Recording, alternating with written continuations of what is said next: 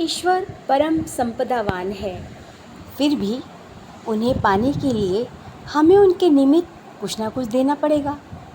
जिस प्रकार व्यवहार में परस्पर एक दूसरे को वस्तु दी जाती है, वो वस्तु दी जाती है जो उसके पास ना हो। जो वस्तु उसके पास पहले से ही मौजूद है, उस वस्तु को देने का भला क्या प्रयोजन। ठीक ऐसे ही जो वस्तु ईश्वर के पास पहले से मौजूद है, जिस अन्न धन संपत्ति को वो सबके लिए बांटता फिरता है, उसी अन्न धन संपत्ति में से अगर हम एक छोटा सा भाग उन्हें अर्पित कर देते हैं तो बताओ भला वह उनके किस काम का।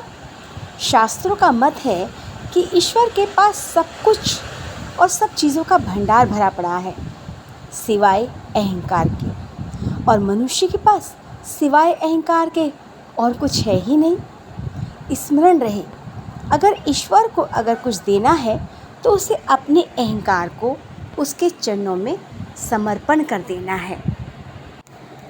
पर क्या हम अपने अहंकार को दे पाते हैं? हम तो जब हमें संपदा मिलती है, धन मिलता है, तो हम और ज़्यादा अपने आप को गौरवान्वित महसूस करते हैं, और जिनके पास नहीं है उनको नीचा दिखाने की कोशिश करते हैं, उनसे घृणा करते हैं। उनके पास खड़े होना हमें लगता है कि हमारी तौहीन हो रही है। यहाँ तक करते हैं कि अगर हमारे घर कोई धन संपदावान व्यक्ति आ जाता है और उससे कोई कमतर आ जाता है, तो हम उसी के सामने उस धनवान व्यक्ति का बड़ा आदर करते हैं, और जो कम पैसे वाला है उसे देखना भी पसंद नहीं करते, बल्कि यह कोशिश करते हैं कि हमारा इससे कुछ लेना देना नहीं है, ये तो आ गया है इसलिए हमने इसको बैठने के लिए कह दिया है, पड़ोस में रहता है बस ऐसे ही आ गया।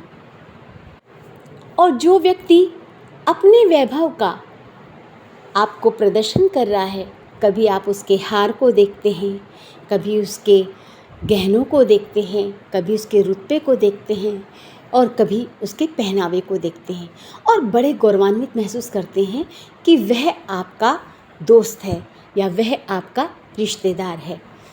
तो क्या वह आपको वह सब चीज़ें दे रहा है? नहीं ना।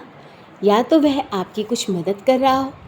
कहते हैं जो व्यक्ति अपना समय आपके लिए खर्च कर रहा है, आपके पास आ रहा है, आपसे बातचीत कर रहा है, आपके सुख दुख का भागीदार है, तो वह व्यक्ति उस धनवान से बढ़कर होगा। यदि आप उसकी कदर नहीं करते हैं तो जीवन में फिर दुखों का ही सामना करना पड़ता है। कहा भी गया है कि जो भी कुछ आप बोते हैं वही आपको काटना पड़ता है। सबसे बड़ी पूजा अपने कर्म की सुजागी है। ऐसे ही आपको कथा सुनाती हूँ। एक मछुआरा अपनी जाल में मछली को पकड़ रहा था। किस्मत से उसके जाल में एक बहुत बेशकीमती मछली फंसी।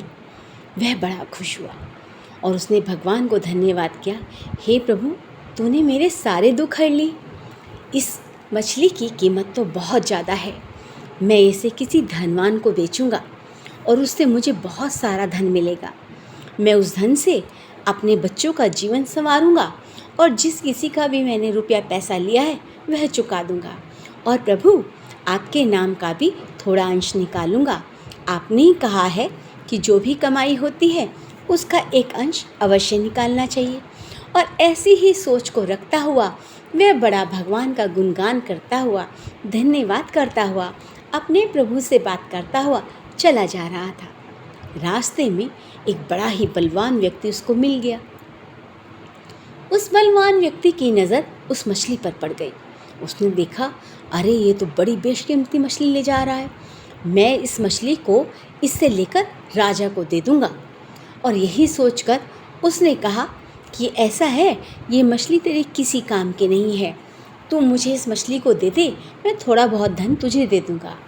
तब वह मछुआरा बोला, भैया मैंने इसको बड़ी मेहनत से पकड़ा है, तुम इसे छोड़ दो, क्योंकि मैंने इसमें बहुत सारी उम्मीदें लगा रखी। बलवान को बड़ा गुस्सा आया, अच्छा तुम मेरे सामने बात करते हो, तुम्हारी औकात क्या है खड़े होने की? ना तुम धनवान हो ना तुम बलवान हो, तुम तो बहुत ही गिरे हुए इंसान हो। और वह उसको एक धक्का मार के उस मछली को लेकर चला जाता है। अब वह मछली राजा के पास ले जाने की कोशिश करता है। जैसे ही वह मछली को अपने हाथ में पकड़ता है, मछली पलटकर उसके हाथ पर काट लेती है। अंगूठे पे थोड़ा सा घाव हो जाता है। वह मछली को बंद करके वैद्य के पास जाता है। वैद्य बोलता है, अरे ये घाव तो कुछ अजीब ही लग रहा है, मुझे इस घाव को काटना पड़ेगा। अब वह मरता क्या ना करता। उसने कहा, ठीक है, आप थोड़ा सा घाव काट दीजिए और पट्टी कर दीजिए। वैद्य ने थोड़ा सा घाव काट के पट्टी कर दी। 4 दिन बाद और ज़्यादा घाव बढ़ गया। वह वैद्य के पास जाता है। वैद्य ने कहा, ओहो हो, ये तो काफ़ी बढ़ गया है, अब तो तुम्हारा अंगूठा काटना पड़ेगा, काफ़ी हालत ख़राब है। अब उसने कहा, ठीक है भाई, अब क्या कर सकता हूँ।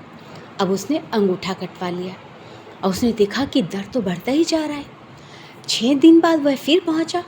वैद्य जी ने कहा, ओहो, ये तो हथेली काटनी पड़ेगी भैया, ये तो बहुत ज़्यादा फैल रहा है, और अगर हथेली ना कटवाई तो पूरी बाजू काटनी पड़ सकती है।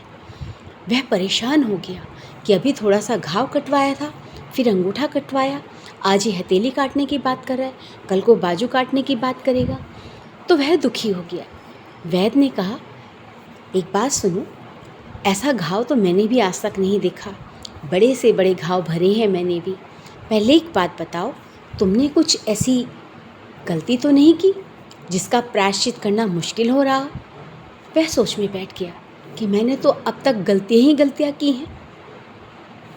वैद्य जी से कहा उसने कि मैंने तो अपने जीवन में सिर्फ गलतियाँ ही की हैं, लोगों का अपमान किया है, उनको धन से या उनके बल से उनको आका है। कमज़ोरों पे तो मैंने हमेशा राज किया है, कमज़ोरों का तिरस्कार किया है। अब वैद्य कहने लगे, देखो जो तुमने किया सो किया, अभी फ़िलहाल में कुछ ऐसा किया हो। तभी उसे याद आया कि अरे वो मछली तो राजा के यहाँ पहुँचानी थी, वो मछली ही ने काटा था मुझे। उसने पूरी बात बताई, कैसे हो। कहने लगे, अरे भाई ऐसा करो, उस मछुआरे को ढूंढो जाकर सबसे पहले, और उस मछुआरे के पैरों में गिरकर माफ़ी मांगो। अब बलवान कहने लगा कि अगर मेरे माफ़ी मांगने से मेरा घाव ठीक हो रहा है तो उसमें बुराई ही क्या है, और यह सोचकर वह उस मछुआरे की तलाश में चल पड़ा।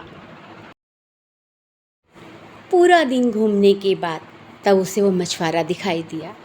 वह मछुआरे के पास गया और सीधा पैरों में पड़ गया, भैया मुझे माफ़ कर दो। तब उसने देखा कौन है जो मुझसे माफ़ी मांग रहा है। अरे आपने तो, हाँ, मैं अपनी गलती की माफ़ी मांगने आया हूँ, और मैं तुम्हारे पैरों में पड़कर माफ़ी मांगता हूँ। तुम चाहो तो उस मछली को वापस ले लो, वह मछली मेरे पास सुरक्षित है। मछुआरे ने बड़े ध्यान से देखा कि ऐसा क्या हुआ। तभी उसकी नज़र उसके घाव पर पड़ी। ये क्या हुआ? अरे मैंने जिस दिन तुम्हारे से मछली छीनी, उसी समय मेरे को मछली ने काट खाया, और ये घाव ठीक ही नहीं हो रहा है। मुझे वैद्य ने बोला कि तुमसे माफ़ी मांगो। तब मछुआरे ने कहा, आज तो तुम मुझसे माफ़ी मांग रहे हो, लेकिन कल को तुम फिर किसी मछुआरे को या किसी असहाय व्यक्ति को दुखी करोगे। अगर तुम इस मछली को वापस ही करना चाहते हो और मुझसे माफ़ी मांगना चाहते हो, तो आज तुम एक वादा भी करना होगा।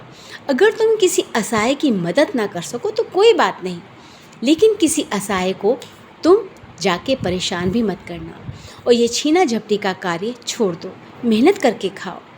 यह सब बातें उस बलवान को सुनाई पड़ रही थी, लेकिन वह आज मन से सुन रहा था। वह सोचने लगा कि वाकई में यह सत्य कह रहा है, मुझे मेहनत करके खाना चाहिए। उसने उसी समय प्रण किया कि मैं आज के बाद मेहनत से करके खाऊंगा। लेकिन मैं आपसे एक गुड़ की बात पूछना चाहता हूँ। मैंने अब तक इतनों का बुरा किया, इतनों के साथ मैंने बदतमीजी की, इतनों को सताया, परंतु मेरे पाप का कभी मुझ तक पहुँचा नहीं असर। और तुम तो कोई पूजा पाठ भी नहीं करते, कोई मंदिर भी नहीं जाते, तो तुमने ऐसा क्या किया, क्या मंत्र मारा कि जो मेरी ऐसी हालत हो गई? तो उसने कहा, नहीं, मैं कोई मंत्र और यंत्र नहीं जानता। मैं जो भी कार्य करता हूँ उस प्रभु को समर्पित कर देता हूँ। मैं उस प्रभु से कहता हूँ कि प्रभु, आपने मुझे अपनी जीविका चलाने के लिए इस कार्य में नियुक्त किया है। आप जाने और आपका कार्य, लेकिन आपने मुझे जिस कार्य में नियुक्त किया है, मैं उसी बड़ी श्रद्धा और बड़े मन से उस कार्य को करता हूँ। आप मेरे इस कार्य में आप भागीदार रहिए और हमेशा मेरे पर अपनी कृपा बनाए रखिए। और मैंने कभी उनसे आज तक यह भी शिकायत नहीं की कि आपने मुझे गरीबी दी या मेरे पास एक समय खाना खाने का वो है। मैं जितना भी मेरे को कमाई होती है, मैं उसमें से थोड़ा सा ज़रूर किसी न किसी को दान करता हूँ जो कि ज़रूरतमंद हो। जैसा कि कहा भी गया है कि औषधि हमेशा जो बीमार होता है उसको दी जाती है, किसी अच्छे भले आदमी को तो औषधि दी नहीं जाती। हम अपने दान को जब करते हैं तो यह नहीं देखते कि दान किसे दिया जा रहा है या ये किस प्रयोजन के लिए जा रहा है। तो दान देते समय भी हमें सुजागी रखनी पड़ती है। मैं जब मछलियाँ बेचता हूँ तो मैं उस समय भी यह कहता हूँ, प्रभु, आपने मुझे इस कार्य में नियुक्त किया है, आप जानिए, मैं इस कार्य में लिप्त नहीं हूँ, मैं सिर्फ आपकी आज्ञा का पालन कर रहा हूँ। तो तभी जब तुमने मेरे साथ ऐसा किया तो मैं बहुत सारी योजनाएं बना रहा था, भगवान से यह कह रहा था कि भगवान, मैं इसमें से ज़्यादा अंश निकालूंगा, अपने बच्चों को पढ़ाऊंगा। और तब मैंने उनसे एक ही बात कही, क्योंकि मैं उस समय ज़रूरत में था, कि हे प्रभु, इस व्यक्ति ने मुझे अपनी ताकत दिखाई है, कृपया आज आप इसे अपनी ताकत दिखाना। जैसे ही बलवान ने ये बात सुनी तो वह चौंक गया कि प्रभु की ताकत के आगे ना धनवान ना बलवान कोई नहीं टिक सकता। एक सद्बुद्धि या सद्विचार वाला व्यक्ति ही ऐसी बात कर सकता है। वह उनके चरण छूकर माफ़ी मांगने लगा और बोला, आज से मैं प्रण करता हूँ कि मैं भी अच्छे कार्य करूँगा और हमेशा, चाहे छोटा है, चाहे बड़ा है, चाहे बलवान है, चाहे धनवान है, चाहे कोई असहाय है, सबका ही आदर करूँगा। जैसे कि कहा गया है, अपने कर्म की सज़ा तो हमें भुगतनी पड़ती है। बस कोई पूजा पाठ करे या ना करे, मंदिर जाएं या ना जाएं, मंत्र पढ़ें ना पढ़ें, पर किसी का दिल ना दुखाएं। किसी के चेहरे पर मुस्कान अगर आप ले आए, आपने किसी को हंसी के 2 पल दे दिए, तो समझ लीजिए आपके सारे पाप वहीं कट गए। लेकिन आपकी वजह से किसी की आंखों में आंसू आ गए तो वह उस परमात्मा को भी मंजूर ना होगा। तो आपको अपने जीवन में खुशियाँ चाहिए या आंसू, अब यह आपके ऊपर निर्भर करता है, क्योंकि ईश्वर तो साफ कहता है, मैं किसी को कुछ नहीं देता और ना ही किसी से कुछ लेता हूँ। राधे राधे। अगर आप लोगों को यह कथा अच्छी लगी है तो शेयर करना ना भूलें। क्या पता किसके चेहरे पर मुस्कान आ जाए।